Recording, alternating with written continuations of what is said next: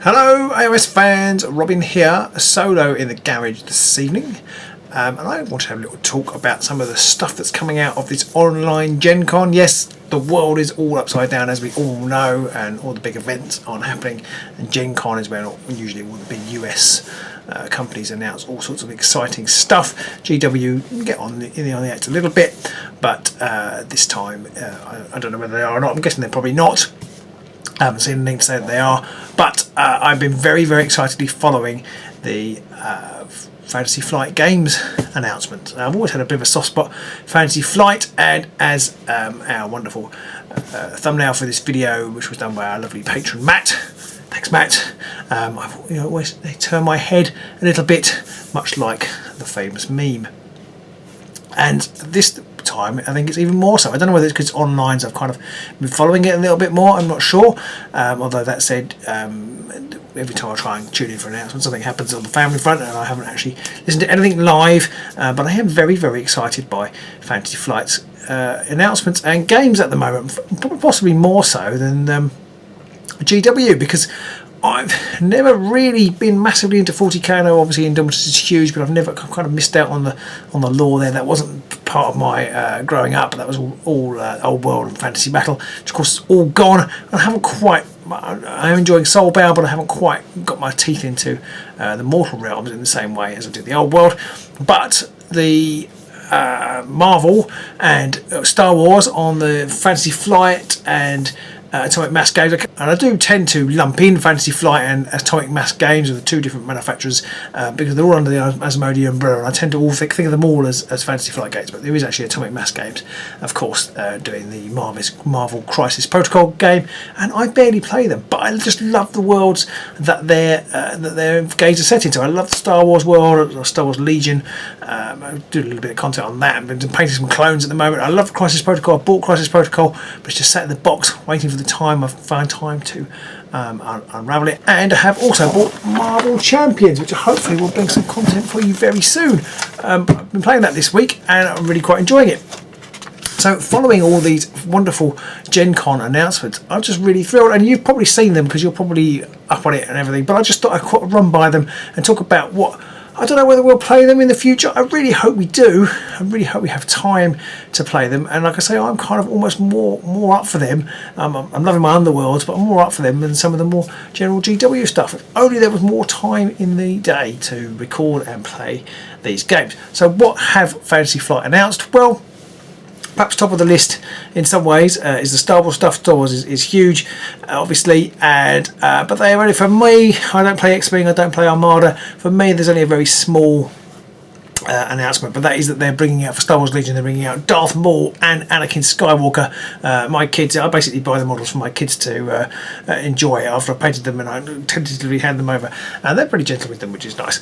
But they're desperate. My middle son absolutely loves Anakin. I find a little bit scary, but he loves Anakin, so he's really looking forward to Anakin Skywalker. And my other son is even more scary. He's very into the Sith, so he's really looking forward to Darth Maul. So I can't wait to get my hands on those when they come out. So that's Star Wars out of the way. Now, what else have we got? Well, Marvel. Marvel is the big thing, I think, at the moment. I mean, Marvel is huge, obviously, possibly even bigger than Star Wars. And Atomic Mass and Fantasy Flight had two big announcements, and I think possibly the most anticipated announcement, they did a little teaser trailer with the X-Man symbol, was Atomic Mass for Crisis Protocol, and indeed we are getting some X-Men. We're getting some 90s era X-Men, which I don't know a huge amount about. So yes, 90s era X-Men. I don't know a huge amount about the X-Men. I wasn't a huge comic book guy when I was growing up, and I kind of got through the films, a bit of TV. I have seen the TV series, which people have been throwing around to do with these X-Men. I think I watched it with the kids, but I don't know any of the stories. But the X-Men are very evocative. Obviously, you've got Wolverine, and he's coming soon, and you've got Professor X. So, isn't actually Professor X model, but there is a Magneto. It's not Ian McKellen, but you can't have everything.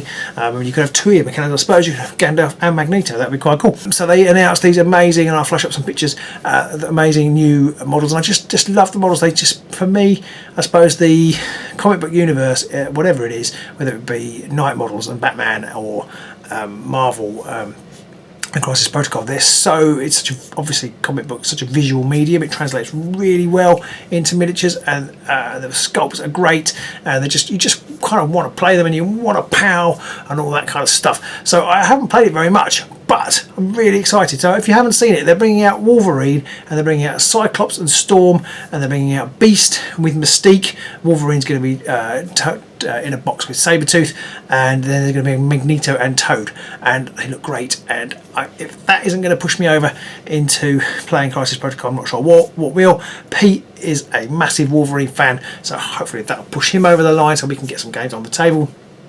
And then right at the very end, they teased Deadpool. Ooh, yeah, everybody wants to play Deadpool. I do actually have a Deadpool miniature from when Night Models had the Marvel franchise. So yeah, maybe I'll dig him out. And then today, they've announced that the X-Men they announced last night, and I completely missed it because I was having Child Crisis, and today I haven't really seen it, but I've seen some lovely pictures of Taskmaster is coming out, who I don't know very much about, and also Frank Castle, the Punisher, which is an absolutely fantastic miniature. I really like that miniature, very evocative, and just another great addition to the game. So this game is growing and growing. I really want to play it, and this stuff's really exciting.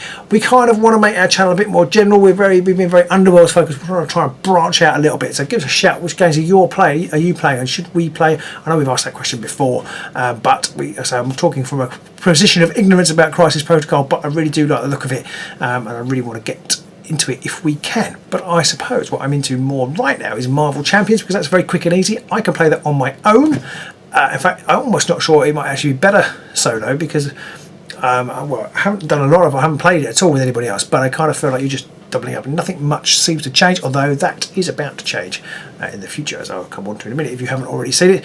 But I'm very excited about this. I'm just getting into it. So I literally played my first games this week, but there's so much good stuff coming out. We've got the new Rise of the Red Skull campaign box coming out, and that wasn't announced now. That was announced ages ago. But it's coming out very shortly. I think September, October. That's really good because the box I have in front of me here, this doesn't have a campaign in it. It's just like a one-off. They're kind of not one-off, but they're battles, and you there's no kind of progression, and so it's perhaps not so good in that respect as games like Arkham Horror, which they have a kind of almost legacy type system where things change as you go through.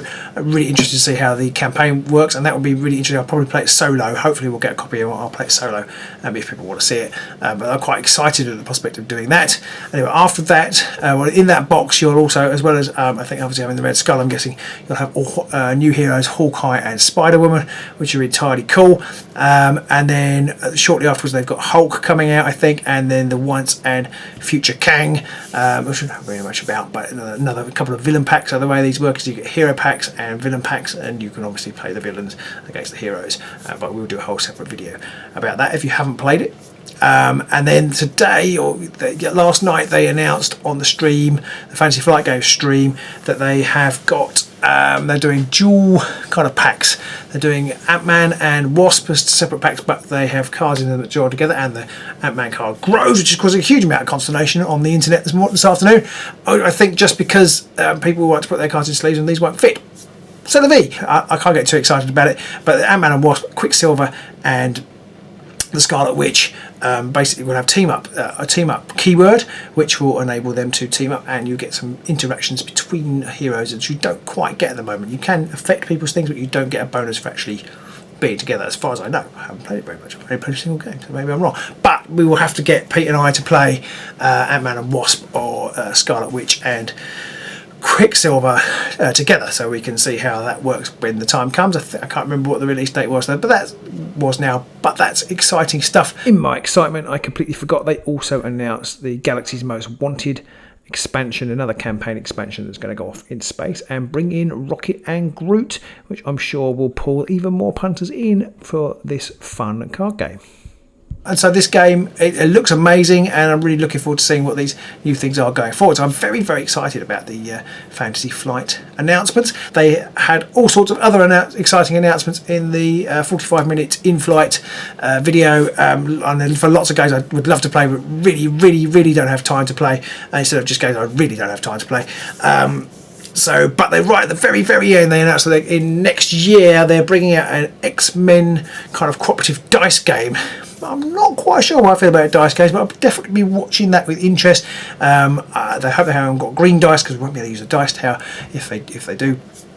but we will hopefully, I think it did have green dice, but we'll work around it. But Pete and I think we're quite a good one for Pete and I. It's an X-Men based game, so again, it's got Wolverine in it, so Pete will be on board.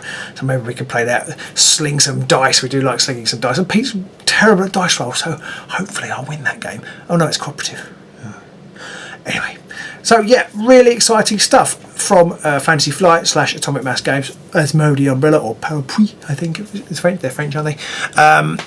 Yes, so can't wait. It's really exciting in some ways. This has been more exciting for me than any single Games Workshop announcement, because I'm really generally only looking for Underworld's announcements and maybe a bit of Necromunda or something, but the GW announcements never quite get me like this announcement has. So how do you feel about it? Which has been your favourite announcement of the Gencon series? By the time this video's gone out, there have been a few more, and I know there's so much going on, it's quite hard to keep track of it all. Or GW, are you just staunch GW? Indomitus is the best and most exciting thing that's ever happened to you. Just let me know in the comments, and we'll see you soon. Hopefully we'll play some of these amazing games, and I should really stop waving my arms around. Anyway, until next time, see you soon. If this is one of your first times with Age of Sigmar, do click like and subscribe, and do stay around for live chats and all that kind of stuff, and just general game silliness, and we'll see you soon.